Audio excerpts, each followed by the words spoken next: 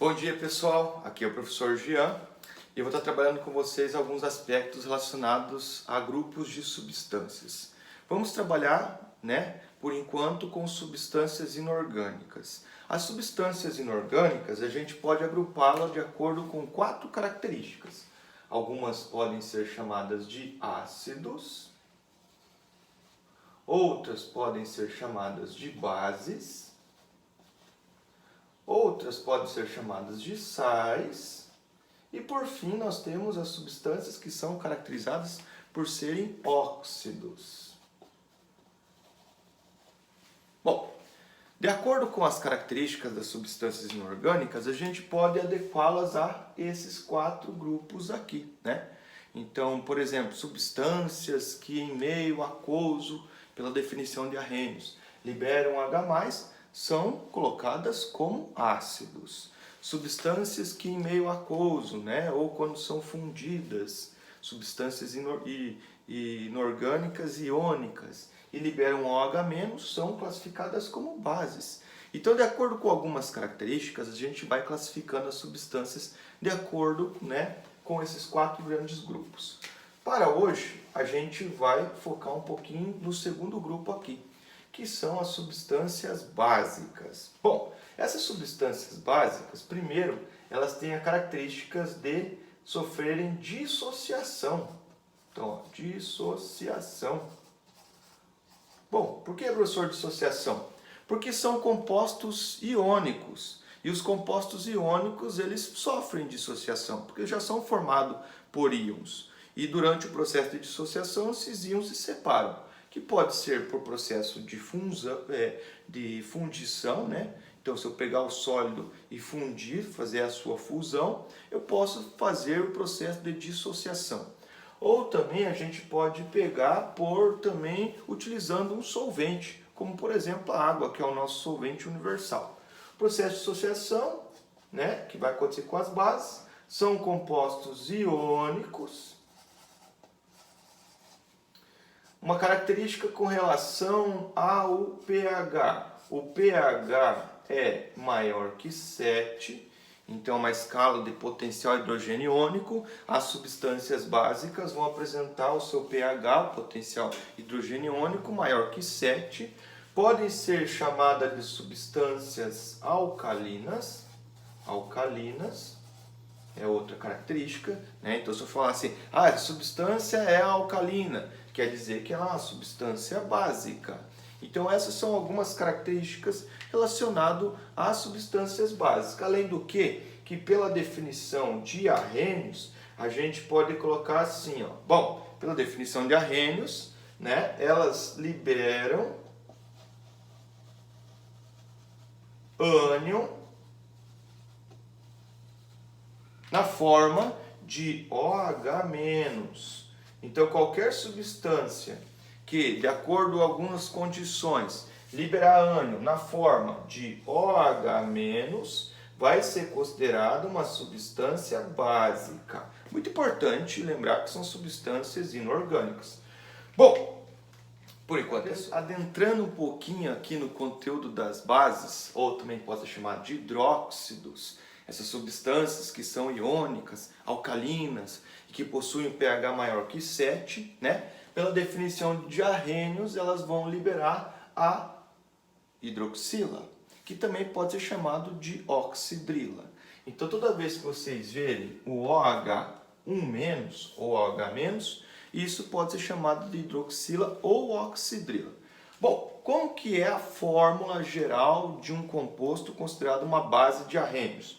Ela vai ter um cátion na frente, então eu tenho um cátion, Esse cátion vai ter determinada carga positiva, pode ser um cátion monovalente, bivalente, trivalente, daí depende muito com a característica de cada tipo de elemento. Geralmente aqui vai aparecer para a gente um metal, que são elementos que gostam muito de formar cátions. Então, se a gente observar na tabela periódica, os metais na parte de azul vão participar na formação do cátion das bases, E isso a gente vai juntar com a hidroxila ou oxidrila, que é o OH-. Esse OH-, a carga é pré-estabelecida, é 1- sempre, tá bom? Então, 1- ou menos é a mesma coisa, é uma carga negativa. Bom, quando vocês pegarem determinado cátion e quiserem saber como que vai ficar a fórmula da base formada, basta você pegar a carga que esse cátion tem e direcioná-lo como o índice da hidroxila aqui embaixo. Bom, professor, mas como é que eu vou fazer isso? Aí a gente vai ter que lembrar, né, dos principais NOx de alguns elementos químicos, como por exemplo, os elementos da família 1A, todos da família 1A, lítio, sódio, potássio, cédio, rubídio e frâncio, e a prata, eles possuem NOx fixo. O NOx desses elementos sempre é 1+, então não vai variar, tá? Existe um cátion especial que também tem carga de 1+, que a gente vai comentar aí nas exceções dos hidróxidos, que é o cátion amônio, né? Então esse cátion especial aqui, ele também é um cátion monovalente, tá? Bom, da família 2A, junto com a família 2A, nós temos também o cádmio e o zinco. Esses dois elementos, e todos os da família 2A, que é berílio, magnésio, cálcio, estrôncio, bário e rádio, vão ter NOx fixo também, ou seja, o NOx vai ser sempre 2+. Os elementos que formam o cátion da família 3A, né, principalmente o alumínio nesse caso, que é o que vai mais aparecer aí pra gente, então é o alumínio, é o que mais aparece da família 3A, grupo 13, eles vão ter NOx fixo também, que é 3+. Bom, isso daqui são para os cátions que possuem carga fixa. Então, o NOx fixo vai ser esse, os principais.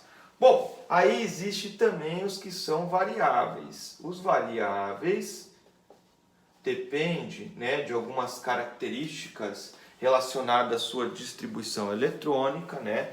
Se às vezes ele está com um elétron só na última camada, ele pode perder um elétron. Às vezes ele tem 2 elétrons na última camada, então ele pode perder um e perder 2. Então são algumas características que aparecem para esses elementos. Os principais cátions variáveis são o ferro, o níquel, o cobalto, o crômio. Esses 4 elementos químicos aqui, eles podem ter NOx 2+ ou NOx 3+, né? Então a gente pode estar utilizando o NOx de acordo com o que, por exemplo, o exercício informa. Por exemplo, foi feita uma fórmula de um hidróxido que tem cátion, né, um cátion ferro trivalente. Aí é o ferro 3+ que eu vou estar utilizando. Pode ser colocado 3+ ou em algarismo romano, né? Fe3, algarismo romano, também vai indicar que é o ferro trivalente, tá bom? Bom, o cobre e o mercúrio, eles também têm NOx variáveis. Eles podem ser 1+ ou podem ser 2+.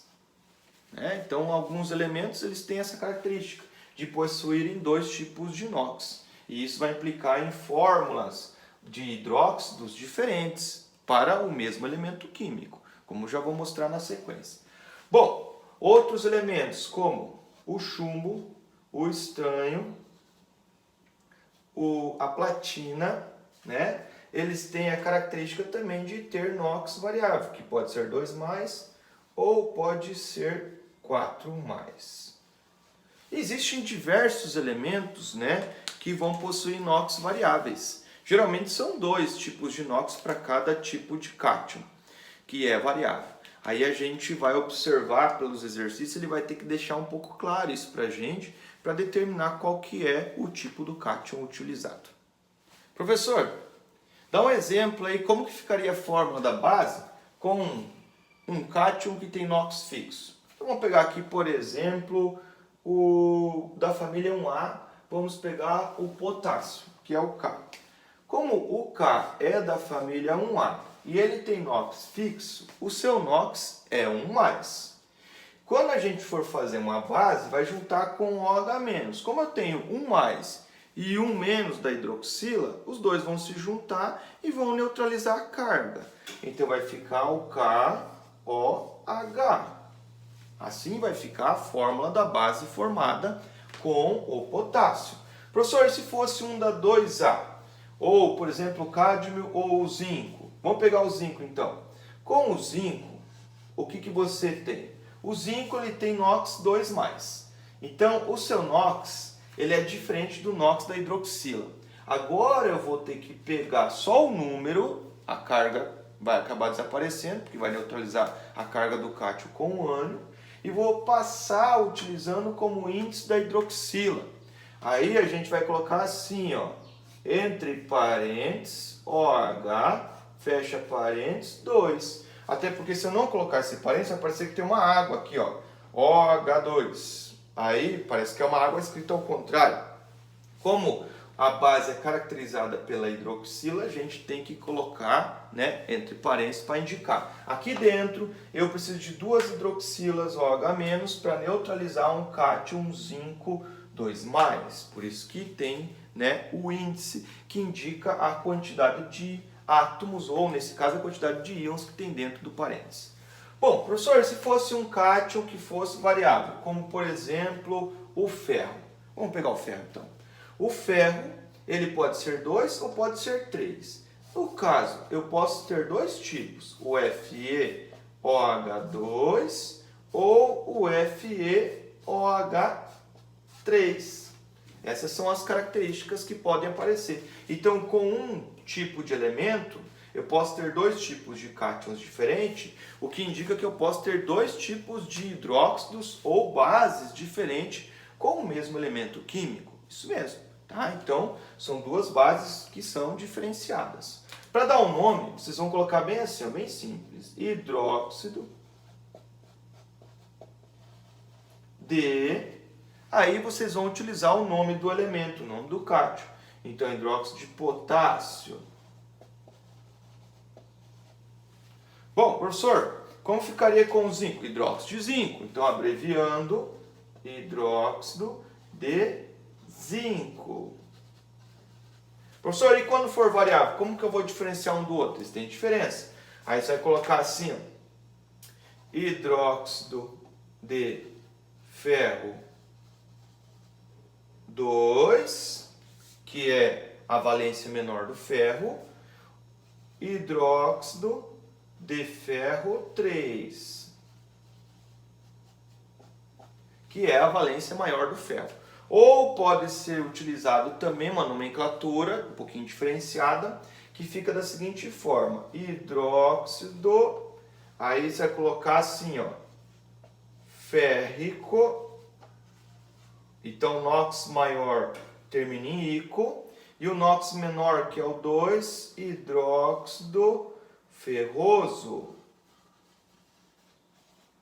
NOx menor oso, NOx maior ico. Essas são algumas características aí dos nossos hidróxidos. Trabalhando um pouco com os NOx que são variáveis, existem alguns tipos de cátion que às vezes a utilização do ico e do oso vai ser utilizado o seu nome em latim, como é o caso do estânio e como é o caso do cobre, tá? Então, por exemplo, o seu nome utilizando o ico e o oso, aqui ficaria da seguinte forma. Então aqui é o hidróxido,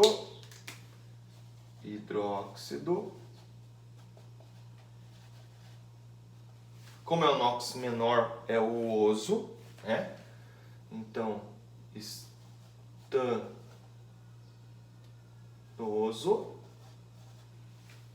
E como é o NOx maior, que é o 4, hidróxido estânico. Bom, com cobre, a gente vai utilizar esse nome latim que deriva da palavra cupre. Então aqui, hidróxido cuproso e o hidróxido cúprico. Ainda pode aparecer com o ouro, que é o AU, também deriva do latim. Aí fica auroso, o menor, e áurico, o maior. E o chumbo, que é o Pb, deriva da palavra em latim plumbo, fica o plumboso. E o plúmbico,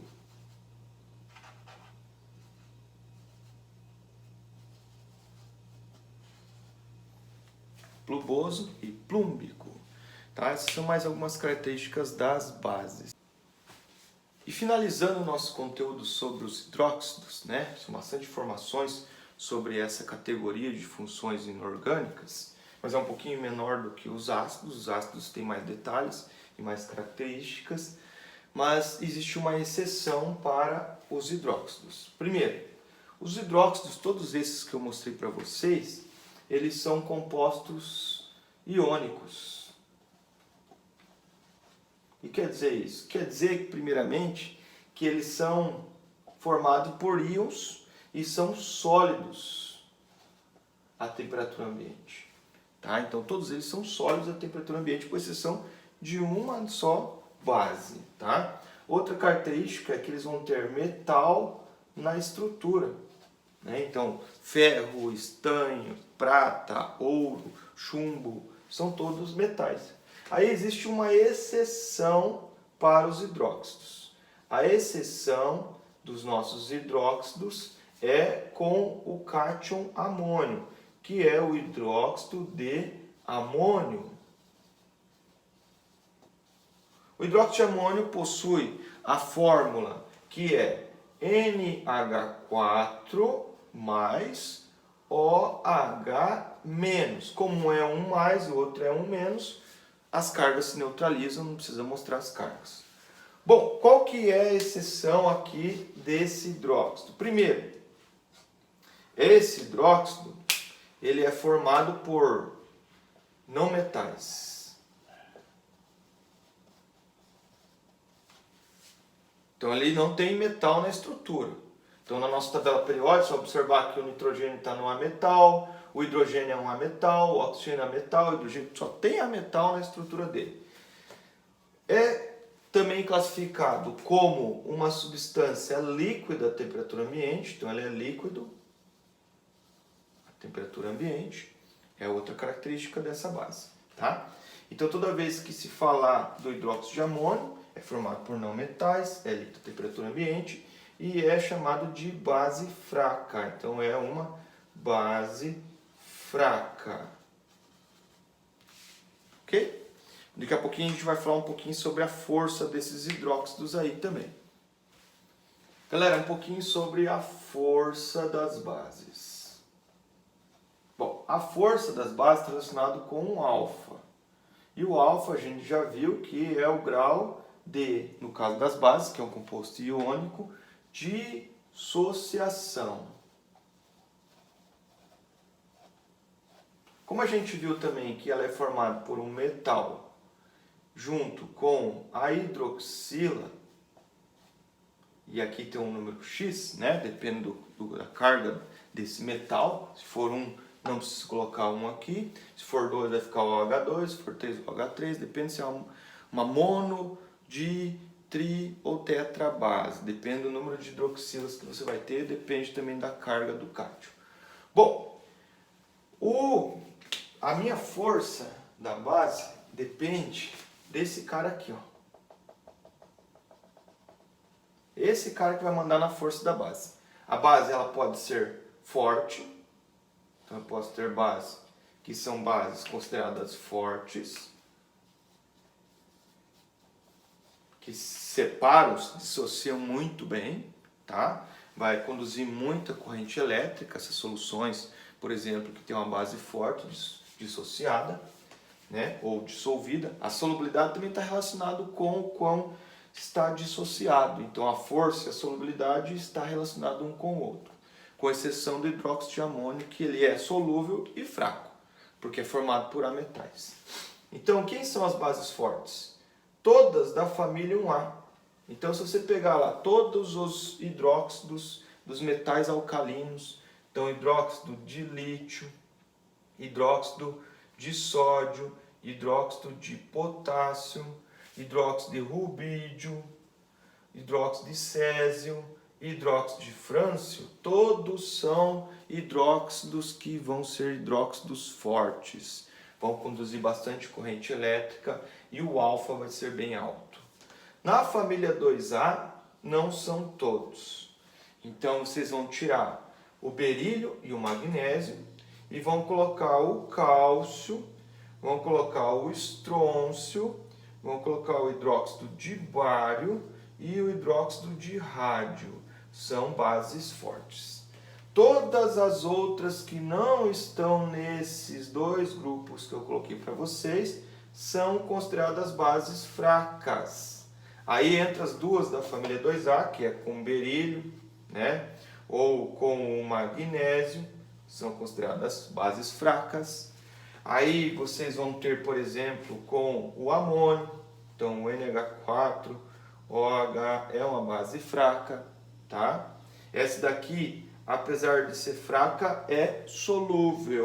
As outras, elas vão diminuir na solubilidade porque elas são fracas, ok? Solúvel. Beleza?